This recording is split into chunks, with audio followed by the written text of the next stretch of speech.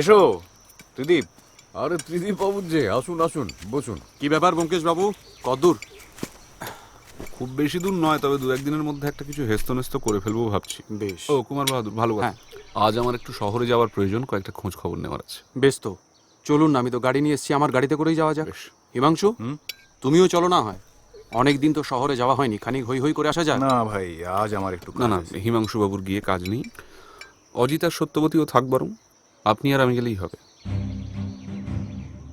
বেশ।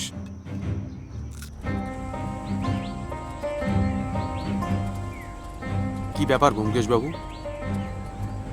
এখানকার ব্যাপার অত্যন্ত ঘোরতর। সে কি? আচ্ছা কুমার বাহাদুর, হ্যাঁ।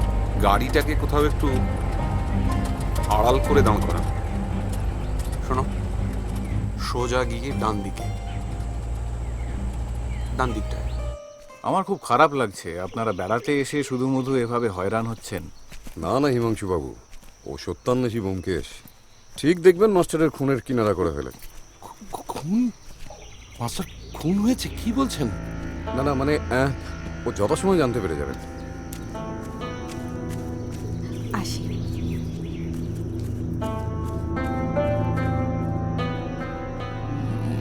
মাস্টার?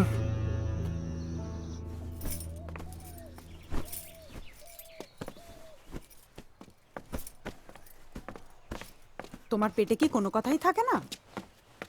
বলছি তো, মুখ ফসকে বেরিয়ে গেছে বৌঠান।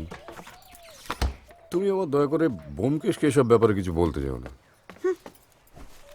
আমার বলার অপেক্ষায় যেন উনি বসে থাকেন। আচ্ছা জানো তো ঠাকুরপো, আমার কেন জানি না মনে হয় হিমাংশুবাবু চান না আমরা এখানে থাকি। তুমি ঠিকই ধরেছো বৌঠান, আমারও কেমন যেন মনে হয় মানুষটা কিছু একটা আমাদের কাছ থেকে লুকোচ্ছে। আজ আসতে একটু দেরি হয়ে গেল। ব্যোমকেশ কাকু কোথায়?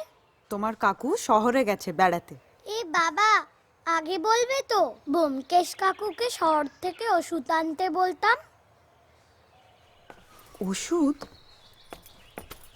কেন বেবি, কি হয়েছে? আমার মায়ের কদিন ধরে ঘুমই হচ্ছে না। কেন? বাবার সঙ্গে ঝগড়া হয়েছে যে।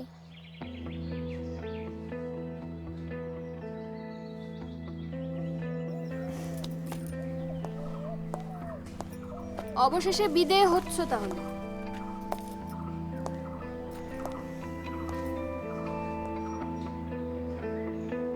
তোমার ভাগ্য ভালো, তোমার বাবার চাকরিটা এখনো যায়নি।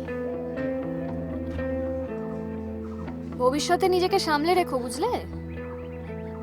একজন রাধাকে আপনি না হয় তাড়ালেন বৌদিমণি, কিন্তু আরো কত রাধা আছে চারপাশে, তাদের কি হবে?